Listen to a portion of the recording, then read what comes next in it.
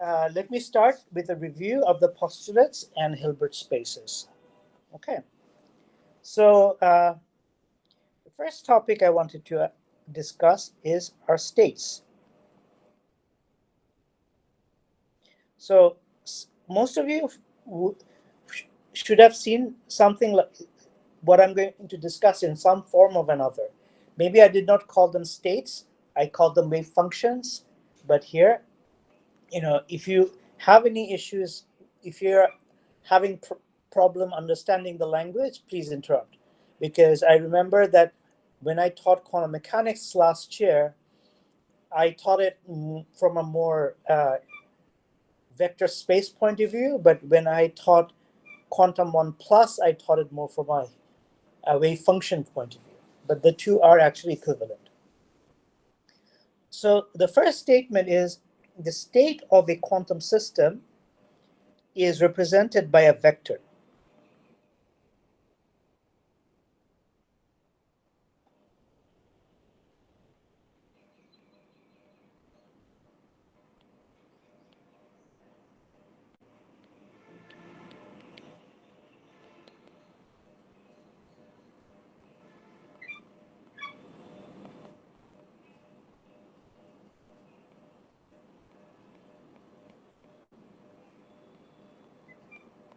By a vector, let's call it psi. So this is a vector in a complex vector space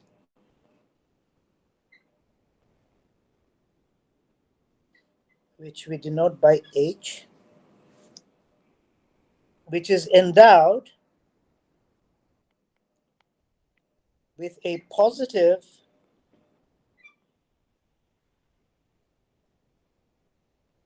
semi-definite norm. Okay, so such a space H has a name. It's called a Hilbert space.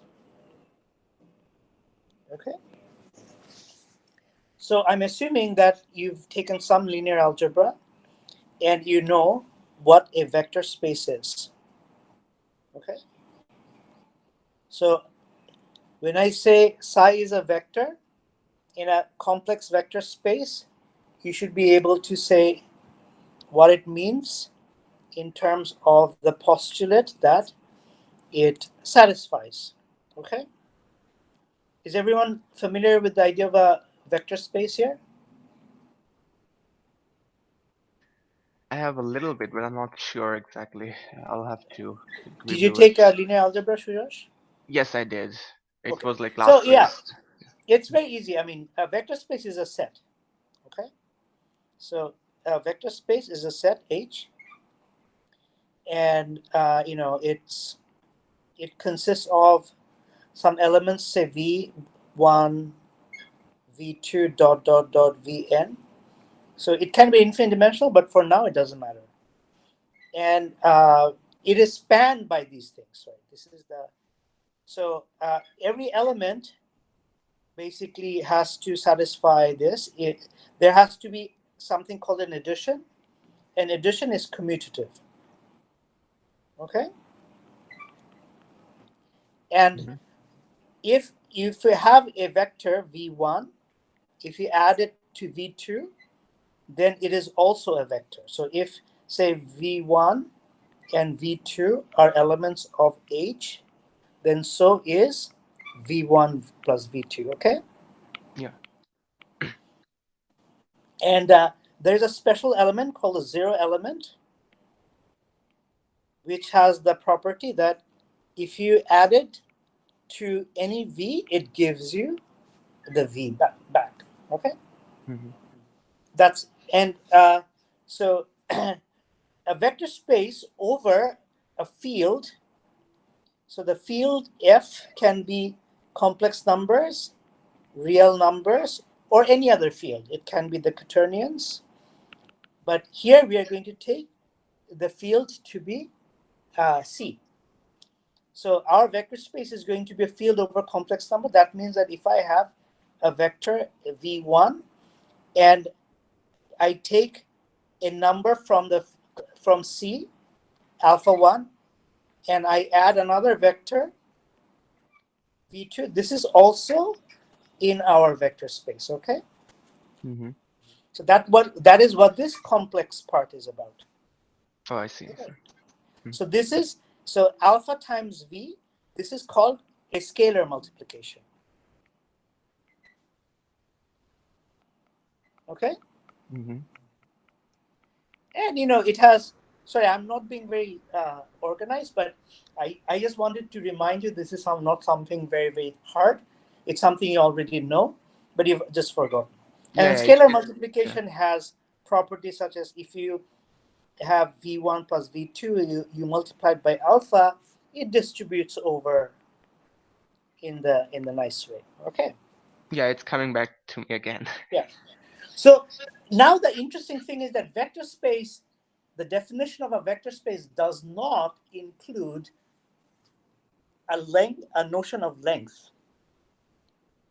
When you learn about vector spaces in linear algebra, it does not necessarily include a sense, a norm.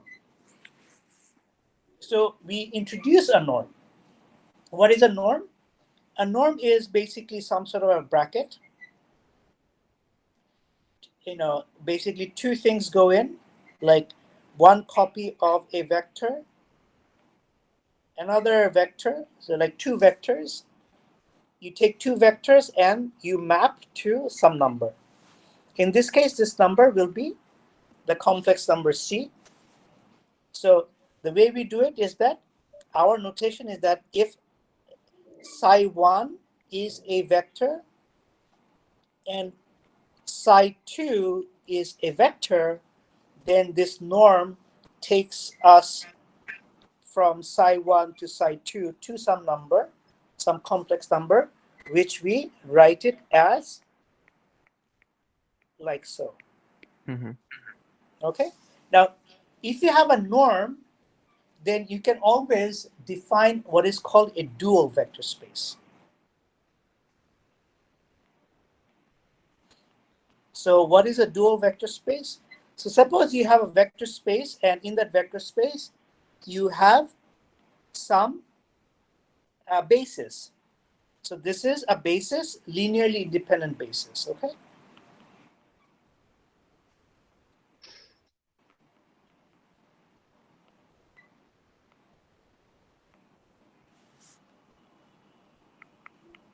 So that means that any vector psi can be expressed as a linear combination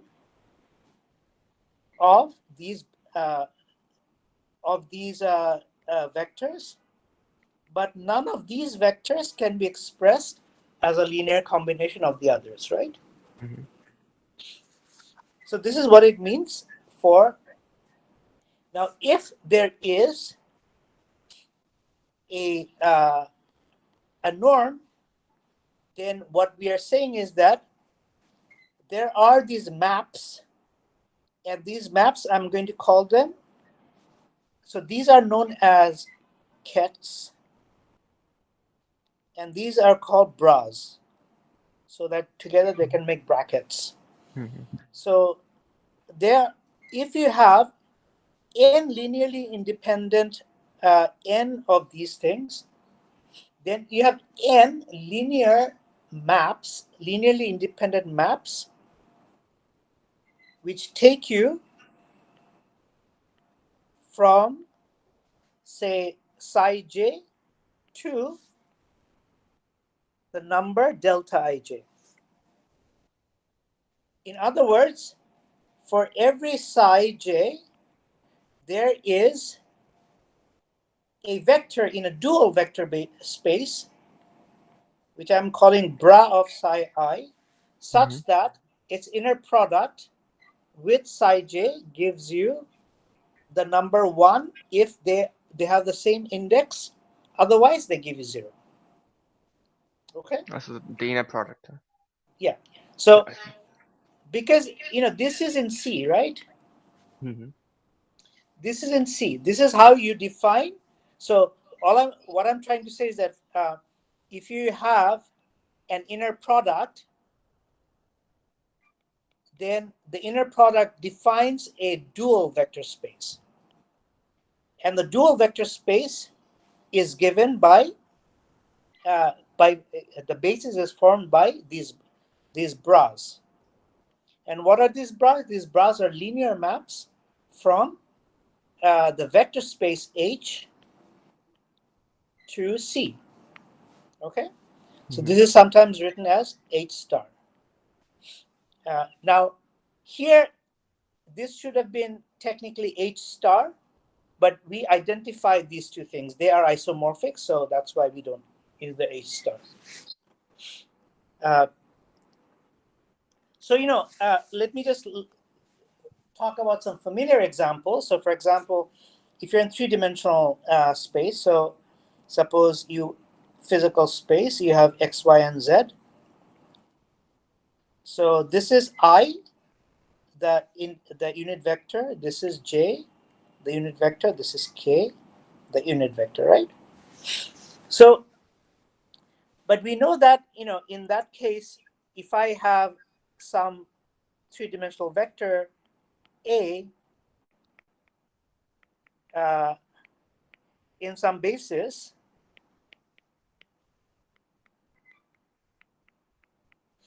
then, and if we have similarly B, you know what I mean, we can take a dot product, A dot B, right? So in this case, the dual vector space is actually the same space. So if you think of this vector as residing in a vector space called R3, then the dual vector space is also R3. And here it's a vector space not over the complex number but over the reals. Okay, and here that what we're calling the inner product here is this dot product that you all know. Oh, I see. Yeah. Okay, so but in quantum mechanics, what happens is that these vectors are not real vectors, but they are vectors over the complex numbers. So that's why in the dual vector space, the vectors are different than the original vectors. They are, in some sense, the complex conjugate. Okay, I will come to that. Okay, and here, what we do is that, that, if I call these guys as EI, so EI is I, J, and K. So here I goes from 1, 2, and 3. Then EI dot EJ is delta IJ, right? And this is exactly what I'm saying here. Okay. All right. So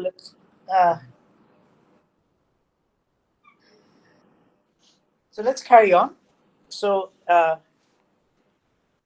so if psi 1 and psi 2 are two vectors in our space H, then so these are states, physical states, then so is psi, where psi is a linear combination of psi 1 and psi 2.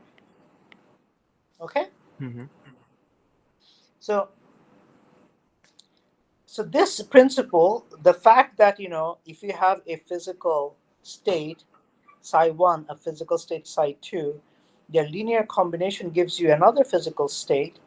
This is a very important principle in quantum mechanics, and it's known as the superposition principle.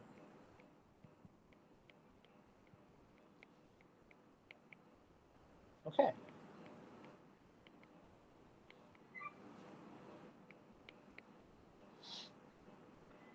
And it's the linearity. So this is a statement of linearity, right? So the linearity, you know, inherent in this statement is has far-reaching consequences and is of central importance in quantum mechanics. In fact, you can show that, you know, you may have heard of the no Xerox principle, right, or no cloning theorem. Mm-hmm. You can very easily show that the no cloning theorem is actually just a consequence of the linearity of the superposition principle. At some point, I'll show you the no cloning theorem. It's a very easy theorem to prove, even though it took us. It was only discovered in the 1980s. You know, long after the discovery of quantum mechanics.